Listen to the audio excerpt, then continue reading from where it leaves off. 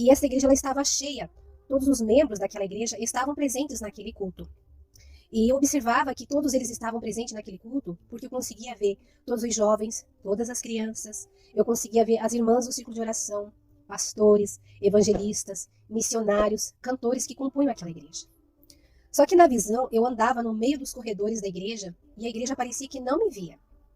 E eles estavam ali cultuando a Deus, falando em mistério, batiam palma, glorificavam o nome de Deus, enquanto uma cantora estava ministrando o louvor. E essa cantora, igreja, ela é muito conhecida aqui no Brasil, ela é conhecida fora do Brasil, e acredito que vocês tenham CD dessa moça em casa. E essa cantora, ela estava com uma veste que revelava totalmente o corpo dela. E ela estava com uma calça leg vermelha, que dava para ver todo o formato do corpo daquela moça, e ela estava com tipo bustier, que também evidenciava os seios daquela moça. E enquanto ela louvava, dizendo que estava louvando a Deus, né, ela fazia questão de mostrar o corpo dela, evidenciar o corpo dela. E a igreja adorava, batia palma, falava em línguas estranhas, rodopiava na igreja, fazia aviãozinho. No maior Pentecoste daquela igreja, enquanto aquela moça louvava. E eu olhava para a igreja e olhava para aquela moça, que estava dizendo que estava adorando a Deus, e eu não estava acreditando naquela cena. E eu olhava para os obreiros e falava, vocês não estão vendo o estado dessa moça? O jeito que ela está louvando a Deus? Deus não está recebendo este louvor. E os obreiros me ignoravam, continuavam batendo palma, falavam em língua estranha, rodopiavam na igreja, faziam um aviãozinho, pulavam.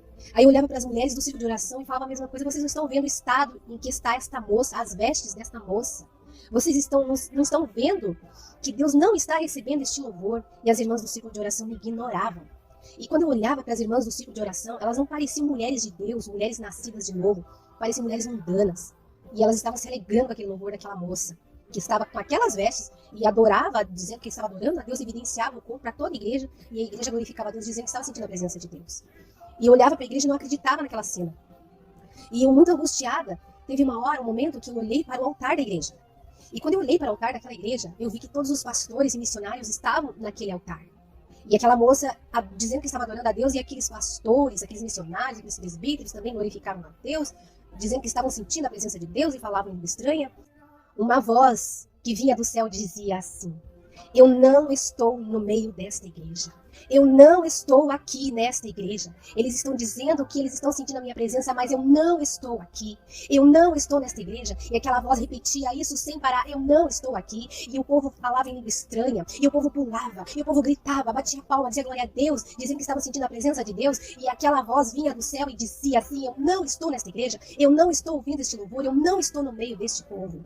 E quando eu vi aquela cena e eu vi aquela voz, eu ia para um cantinho daquela igreja. E eu fiquei na posição de feto, é quando a gente se encolhe toda. E eu comecei a chorar. E o meu choro não era um choro natural, era um choro da alma, era um choro do espírito, porque eu gemia. Eu gemia e chorava por ver o estado em que estava aquela igreja. E aquela voz que dizia, eu não estou aqui, eu não estou no meio deste povo. E eu chorava e eu soluçava. E foi assim que o Senhor passou a revelação do sonho. E essa foi a interpretação que o Senhor deu.